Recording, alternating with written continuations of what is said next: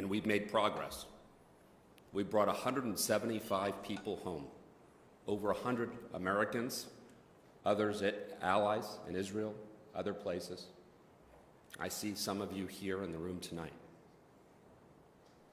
But we're not going to stop. We're not going to stop until all Americans are home.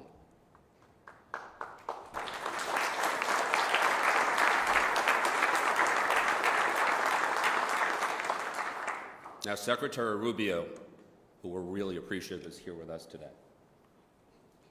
has made it a clear priority. In fact, he let Iran know that they are a state sponsor of wrongful detention.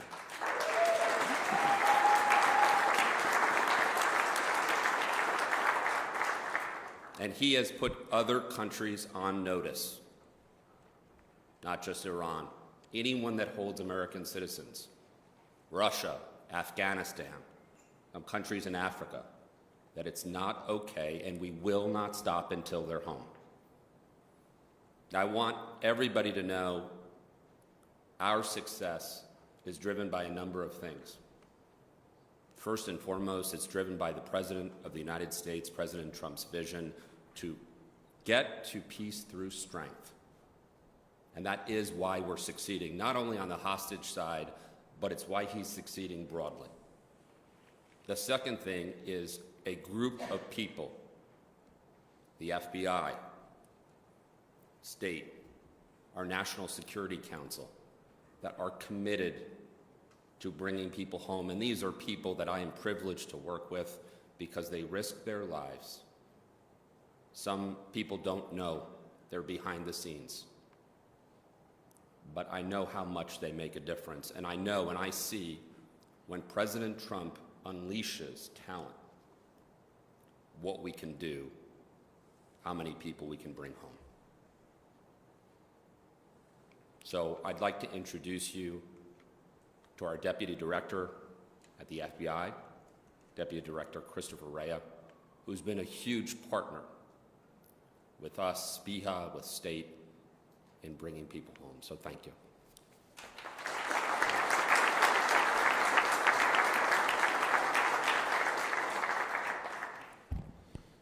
All right, good morning. Thank you, Special Envoy Bowler, and thank you to everyone involved in organizing this important commemoration. I want to begin by thanking Secretary Rubio, as well as Special Envoy Bowler, for their advocacy and support of the interagency efforts to bring home all Americans held hostage or wrongfully detained abroad, and to get justice and answers for the families. This kind of advocacy is crucial. It keeps the momentum alive and ensures their stories are never forgotten. I also want to thank Dr. Gorka for his leadership and insight. Over the years, the FBI's and the Hostage Recovery Fusion Cell have worked to secure the recovery of many Americans held hostage. But the case of Bob Levinson hits especially close to home. For nearly my entire career, we have been searching for Bob. It is deeply personal to me, and I'm extremely motivated as a Deputy Director of the FBI to bring closure to his family. As most of you know, Bob spent nearly 3 decades in service to our nation, including 22 years as an FBI special agent. Quite simply, he was one of ours. Our evidence suggests that Bob died in captivity in Iran, and he is the longest held American hostage in U.S. history.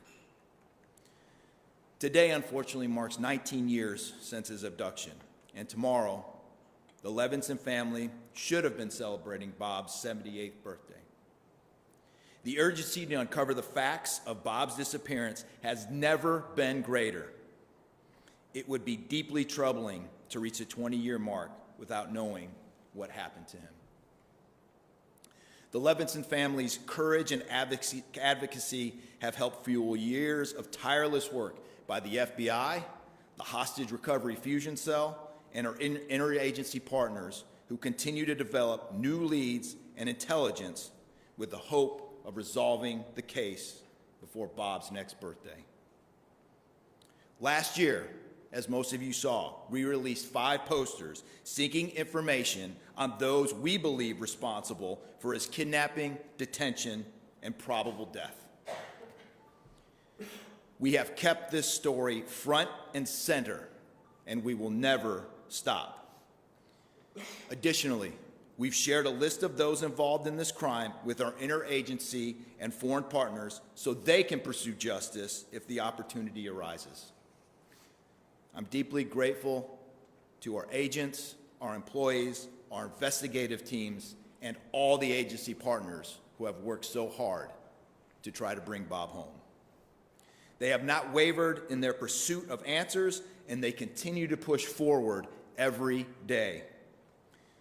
They are fighting not only for Bob and his family, but for the many, far too many, other families facing the same unimaginable circumstances. We will not back down. We will never abandon our own.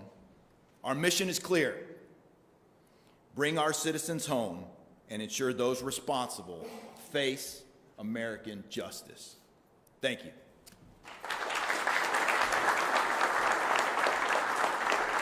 Thank you.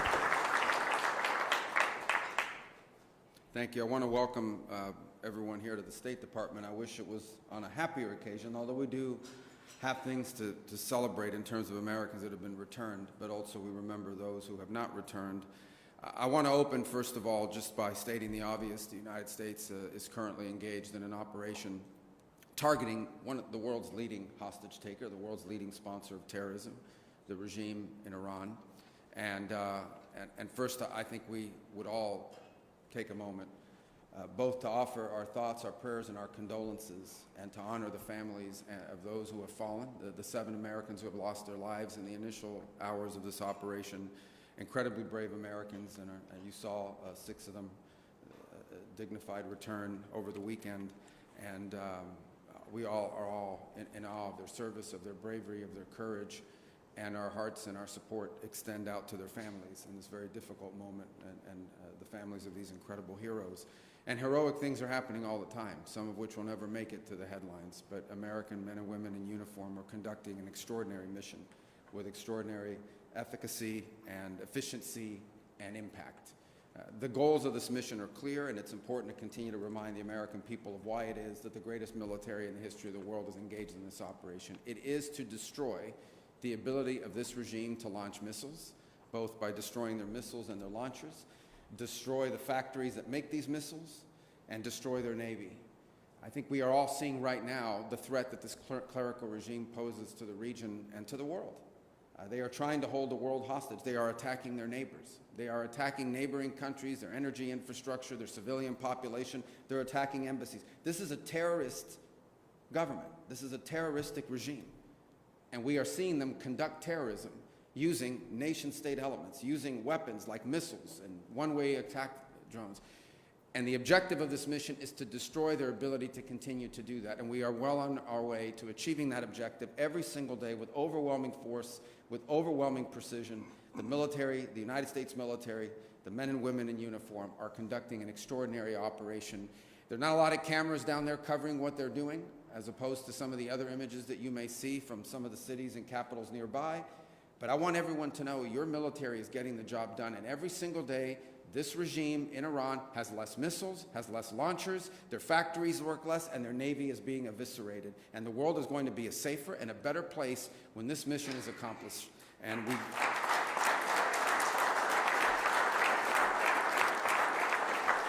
Now, we are here today, obviously, on something that touches right on Iran, but I think, unfortunately, it's not just limited to Iran. And we're here on the 3rd U.S. Hostage and Wrongful Detainee Day, and it's a day that exists because families and loved ones refuse to let their loved ones be forgotten. We have this day to celebrate those who returned, to honor those who perished in captivity, and commit to returning those who are still in detention and holding also the perpetrators of this accountable. Last year marked 10 years of what they call SPIHA and the Hostage Recovery Fusion Cell. These were entities that were created with a specific mission of bringing Americans who were unjustly detained, bringing them home. And because of this mission, because the heart of this mission really can be captured in one word, and that one word is homecoming, reuniting people to their loved ones. 4 years ago, 50-plus families in the Bring Our Families Home campaign created the flag that flies here today. It's a symbol of solidarity. It's a symbol of resolve. It's flown in honor of Americans brought home over the past 3 years and the Americans yet to be brought home to their families. And many of the families and of the returnees and the advocates who made those moments possible are with us here today. And we want to thank you for your advocacy, for never allowing us or anyone to forget of those Americans that are unjustly detained. And we're especially grateful to those who themselves were detained. You know, it would be perfectly understandable if you decided, I'm back home, I'm going to go on with the rest of my life. Your willingness to step forward, to tell your stories, and to ensure that other Americans who are similarly situated to where you once were are not forgotten. We're truly grateful. Your persistence, your courage, your love for your family members continues to drive this effort in days like today. As was already pointed out, March 9th marks the day that Robert Levinson went missing in Iran, and actually it was a case that I was also very involved in as a United States Senator, dating back to my very first day in the Senate. In fact, one of the first meetings I had, and to this I credit my former colleague, Senator Bill Nelson of Florida, introduced me to this case as soon as I got elected, and because of Mr. Levinson's ties to Florida. And we remained on that case throughout my career in the United States Senate, and it's one we will not forget. It's indicative of two things: the fact that Americans are taken all over the world, but it is particularly a reminder of the nature of the regime that we're dealing with in Tehran. We're honored to have his sons here today, Dan and Doug, with us. Thank you for being here. We appreciate you very much.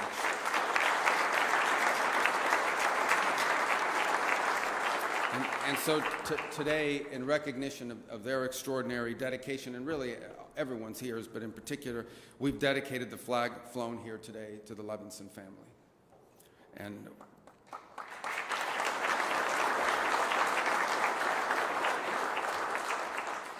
I think it's also important to give President Donald Trump a tremendous amount of credit. He has made, from the very first day in office, the return of Americans held abroad unjustly a priority of his administration. And since his inauguration, a little over a year ago, over 100 Americans have been brought home.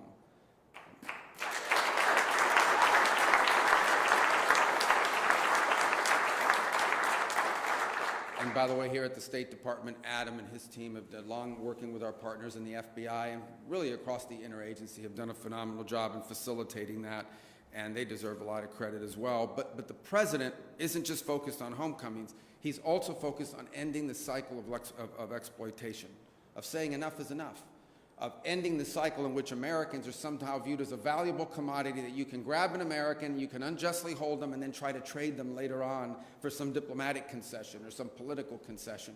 We have to end that cycle. We have to make sure that Americans are no longer viewed as targets of opportunity around the world, and people and nation states and terroristic regimes like the one in Iran know that there are consequences for doing that. And that's why we established the state sponsor of wrongful detention designation. In essence, designating governments and entities that specifically use this as a tool of leverage to their benefit and to our detriment. They view Americans as a commodity that they can grab onto and then trade in the future. That cycle has to stop, and that's why this designation now exists. And that's why, you know, the first, I believe, country we designated right under this authority on February 27th was this clerical terroristic regime in Iran. Because when it comes to hostage taking, there has been no worse offender in the world than the clerical regime in Tehran. They are the worst offenders in the world of terrorism, and they are the worst offenders in the world of hostage taking from the very early days. And so they were our first designation. They were founded, unfortunately, on an assault on the brave men and women of our foreign and civil service that were located there in Tehran. And the message is going to be very clear. The United States will not tolerate hostage diplomacy. They're not going to tolerate, we're going to continue to hold that regime accountable, and all other regimes that engage in this accountable for these practices. So, in closing, let me just say, today we honor those who are still waiting. It celebrates those who returned, and it remembers those whose homecoming came sadly and tragically in a different way. But our mission, even as we remember and honor those from the past, our mission is forward-looking.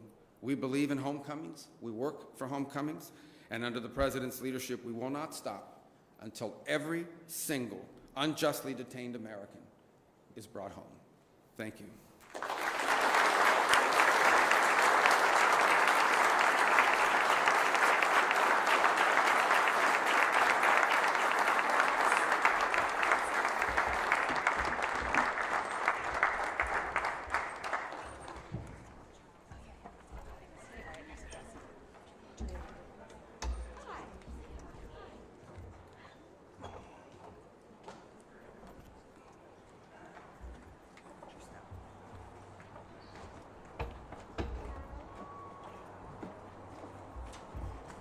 Need you to move out of there. I gotta go right there by the camera.